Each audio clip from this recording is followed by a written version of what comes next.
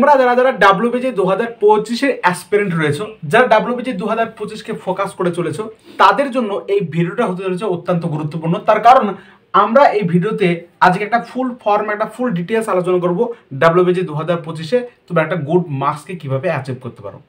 ঠিক আছে, তার আগে তোমরা সবাই বলবে যে দাদা দাদা তুমি কে, তুমি কি ডাব্লিউবিজির র্যাঙ্কার কোনো, বা তুমি ডাব্লিউবিজির কোনো টপার যে তোমার কথা শুনবো? একদমই না। কিন্তু আমি এই কয়েকদিনের মধ্যে, কয়েক বছরের মধ্যে যা যা এক্সপিরিয়েন্স গেইন করেছি, যা কিছু শিখেছি, আমার পরিচয় তোমাদেরকে আমি পরবর্তী ক্ষেত্রে দেবো, আমি কি করছি বর্তমানে হ্যান ত্যান। তো তার আগে বলি যে এক্সপিরিয়েন্সটা আমি গেইন করেছি তার উপর ভিত্তি করে আমি তোমাদের একটা ভিডিও করতে চলেছি, এবং আশা করছি যারা এই মুহূর্তে কোনো দিশা পাচ্ছ না যে ডাব্লিউবিজি 2025-এর জন্য কীভাবে আমার পড়া উচিত, কীভাবে সে সম্পর্কে আমি ডিটেলস আলোচনা করবো। যাদের প্রিপারেশন লেভেল মোটামুটি আছে তাদের ক্ষেত্রে ভিডিওটা গুরুত্বপূর্ণ, যাদের খুবই ভালো আছে তাদের ক্ষেত্রে গুরুত্বপূর্ণ, যাদের প্রিপারেশন লেভেল অত্যন্ত লো তাদের ক্ষেত্রে ভিডিওটা অত্যন্ত গুরুত্বপূর্ণ। তাই একবার ছোট্ট করে রিকোয়েস্ট করবো, জানি তোমাদের এর মনে হবে এবং মনে হওয়াটা স্বাভাবিক। আমিও যদি বলতাম যে তুমি ডাব্লিউবিজির অ্যাসপিরেন্ট, ভালো র্যাঙ্কার না বা টপার না, তা তুমি এইসব বলছো, আমি তোমার কথা কেন শুনবো? বাট এক্সপিরিয়েন্সের একটা দাম থেকেই থাকে। তুমি যাকেই বলো, যে ভাই বলো, এক্সপিরিয়েন্সের একটা দাম থাকে। তুমি দেখো, তুমি যদি এই কথাগুলো শুনে তুমি প্র্যাকটিস করো, তোমার যদি ডেভেলপমেন্ট তুমি নিজের না লক্ষ্য করতে পারো, তাহলে এই ভিডিওতে কমেন্টে আমাকে জানিয়ে যাবা। তো দেখো, আমি আজকে ডিটেলসে তোমাদের বলছি যে ডাব্লিউবিজি 2025-এর জন্য তোমরা কীভাবে স্ট্র্যাটেজি অনুযায়ী তোমরা ঠিকভাবে চললে একটা ভালো মার্কসকে অ্যাচিভ করতে পারো এই মুহূর্তে, এই সময়টা, এই যে 4-5 মাস, এই 4-5 মাসে অনেকে অনেক দূর উঠেছে, অনেকে অনেক দূর কিন্তু নিচে নেমে যায়। তো এই জন্য দেখো, আমি দুই রকম ক্যাটাগরি স্টুডেন্টকে এখানে বিভক্ত করেছি। একটা হচ্ছে টাইপ 1 যারা এই মুহূর্তে ড্রপার স্টুডেন্ট রয়েছে, একটা হচ্ছে টাইপ 2 যারা এই মুহূর্তে রানিং চলছে। অর্থাৎ অনেকের অধিকাংশ কী হয়, ক্লাস 12-এর রানিং চলে, ক্লাস 12 পরীক্ষার পর তারা দেয়। এর ফলে কি ক্লাস 12 পরীক্ষার চাপে তারা ডাব্লিউবির জন্য ঠিকভাবে প্রিপারেশন নিতে পারে না। বাট এবং সেটা ঠিক, যারা ক্লাস 12-এ আছে তারা অবশ্যই 12 বোর্ডটাকে এখন এই মুহূর্তে ফোকাস করো। তাও এই মুহূর্তে কিভাবে তুমি তাও এই ডাব্লিউবিতে একটু ছোঁয়ায় থাকতে পারো সে সম্পর্কে আমি বলছি। আমি বলবোই না কখনো যে ক্লাস 12-এ যারা পড়ছো তারা সম্পূর্ণভাবে ডাব্লিউবিটাকে বেশি করে ফোকাস করো না। ক্লাস 12টা আগে ফোকাস করো, তার পরবর্তী ক্ষেত্রে কিছু টাইম তোমরা ডাব্লিউবির জন্য এইভাবে অ্যাপ্লাই করতে পারো। ভালো করে শোনো এই মুহূর্তে। দেখো, আমি ফার্স্ট অফ অল আমি বলি যারা ড্রপার, যারা অ্যাকচুয়ালি ডাব্লিউবিজি বা যেই জন্য ড্রপ নিয়েছে, তারা এই মুহূর্তে কীভাবে এগোতে পারে স্টেপ অনুযায়ী। যারা আমি আলোচনা করবো রানিং স্টুডেন্ট, তারা এই মুহূর্তে কীভাবে এগোতে পারে আমি তোমাদের বলি। আমি প্রত্যেক দিন এই মুহূর্তে কিন্তু লাইভে আসবো। লাইভে এসে তোমাদের যে সমস্ত টপিকগুলো খুবই গুরুত্বপূর্ণ, যেখান থেকে প্রশ্ন বারবার রিপিটেশন হয়, সেই টপিকগুলো নিয়ে আলোচনা করবো। প্লাস সেই টপিক থেকে যে সমস্ত প্রশ্নগুলো হয় সেই প্রশ্ন সম্পর্কে আলোচনা করবো। আজকে রাতে সম্ভবত তোমাদের একটা ভিডিও নিয়ে আমরা আলোচনা করবো, ঠিক আছে? সমস্ত পিআইকিউ নিয়ে আমরা আলোচনা করবো। তাই অবশ্যই চ্যানেলটার পাশে থাকো, সাবস্ক্রাইব করে পাশে থাকো। দেখো, প্রথমে আমি টাইপ 1 ড্রপার স্টুডেন্ট। যারা ড্রপার স্টুডেন্টের ক্ষেত্রে পার্শিয়ালি রিভিশন কথাটার মধ্যে গুরুত্বপূর্ণ আছে। পার্শিয়ালি ডেরিভেটিভ শুনেছো, পার্শিয়ালি রিভিশনের কথার মধ্যে গুরুত্ব আছে। যে তোমরা দেখা যাচ্ছে তোমাদের আশা করবো যারা ড্রপার স্টুডেন্ট তাদের মোটামুটি কয়েকটা সিলেবাস, মোটামুটি সিলেবাস প্রায় রপ্ত, কিছু কিছু সিলেবাস বাকি আছে। যে সিলেবাস তোমাদের বাকি আছে, সিলেবাসে যে চ্যাপ্টারগুলো বাকি আছে সেই চ্যাপ্টারগুলো কমপ্লিট করার চেষ্টা করো। প্লাস সেই চ্যাপ্টারগুলো কমপ্লিট করবা, তার সাথে সাথেই আগে যে সমস্ত চ্যাপ্টারগুলো তোমার হয়ে গেছে সেগুলোকে পার্শিয়ালি রিভিশন করার চেষ্টা করো। এটা একটা খুবই গুরুত্বপূর্ণ একটা স্টেপ। পার্শিয়ালি রিভিশন না করলে তোমার কিন্তু একটু অসুবিধা হবে, এবং রিভিশনটা কিন্তু ঠিকভাবে করো। রিভিশন আমি বলছি না যে খুবই অনেক কিছু প্র্যাকটিস করো, সেটা বলছি না।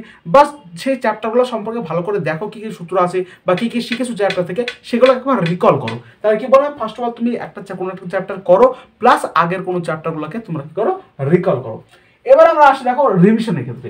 এই রিভিশনটা তোমরা এইভাবে করো, হাই ওয়েটের চ্যাপ্টার টু লো ওয়েটের চ্যাপ্টার, এই দিকে তোমরা রিভিশনটা করো। আমি বারবার বলি, হাই ওয়েটের চ্যাপ্টার তোমার ইউটিউবে সার্চ করলে পেয়ে যাবে। আমিও এর আগে ভিডিও করে রেখেছিলাম ফিজিক্স আর ম্যাথের ক্ষেত্রে। হাই ওয়েটের চ্যাপ্টারগুলো সেগুলো ভালো করে দেখো, দিয়ে সে হাই ওয়েটের যে চ্যাপ্টারগুলো সেখান থেকে লো ওয়েটের যে চ্যাপ্টারগুলো সেগুলোকে রিভিশন করো। প্রথমে হাইগুলো করে নাও, হাইগুলো করার পর লো ওয়েটেজ, মানে যেগুলো বেশি মার্কস আছে সেগুলোকে আগে করো। তো পরবর্তীতে সময় না পেতে পারো, দেখা যায় যে লো করতে গিয়ে তোমার লোয়ে আটকে গেলে হাই চ্যাপ্টার যেগুলো আছে যেখান থেকে বেশি মার্কস আছে সেখান থেকে তোমরা করতে পারো না। আমি রিকমেন্ড করবো তোমাদের যারা ড্রপার স্টুডেন্ট প্রত্যেকটা চ্যাপ্টারই করা উচিত, বা রিভিশনটা তোমাদের জন্য high weightage to low weightage করলে তোমাদের জিনিসটা আরও প্রপারলি, জিনিসটা আরও ঠিকঠাক আসে। এবার আমরা আসবো দেখো পিআইকিউ প্র্যাকটিস। তোমরা পিআইকিউ কিন্তু প্র্যাকটিস করবে, অ্যানালাইসিস করতে যাবে না। পিআইকিউ প্র্যাকটিস করবে। তোমাদের যেহেতু তোমাদের প্রায় রিভিশন কমপ্লিট হয়ে যাচ্ছে, পার্শিয়াল রিভিশন, প্রত্যেকটা চ্যাপ্টার সম্পর্কে একটা ধারণা তৈরি হয়ে যাচ্ছে।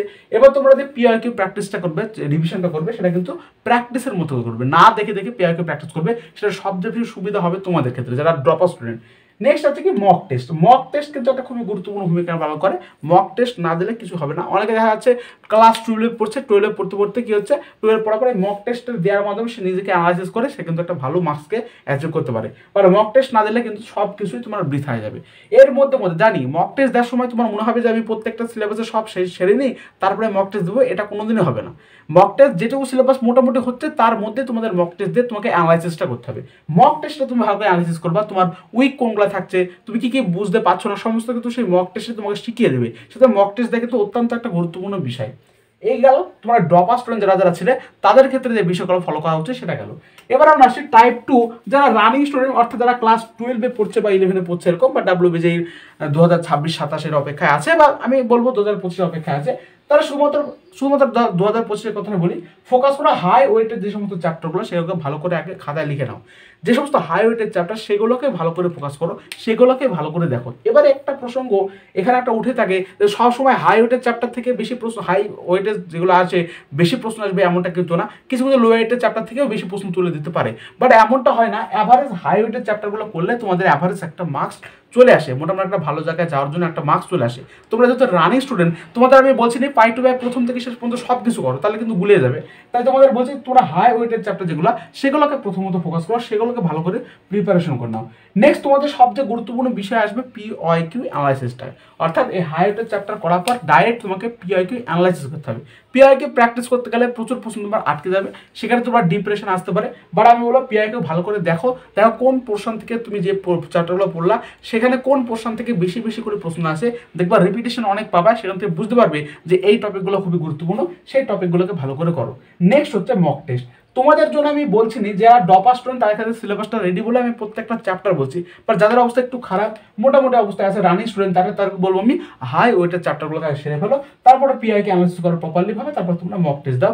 এইভাবে যদি প্রপারলি অ্যানালিসিস করতে পারো যারা ড্রপার স্টুডেন্ট, যারা রানিং স্টুডেন্ট, যারা 10-12 দিন করো বা 15 দিন করো, 15 দিন পর যদি তোমার মধ্যে অ্যাচিভমেন্ট না আসে, ডেভেলপমেন্ট না আসে, তারপরে ভিডিওর মধ্যে কমেন্ট করবা যে আমার ডেভেলপমেন্ট আসবে না। কিন্তু এইগুলো করতে গেলে অবশ্যই কিন্তু খাটতে হবে। যারা 12 আছে রানিং স্টুডেন্ট তাদের ক্ষেত্রে তো অনেকটা প্রভাব পড়বে, অনেকটা ইফেক্ট পড়বে, তাদেরকে এগুলোকে লক্ষ্য করতে হবে, দেখতে হবে।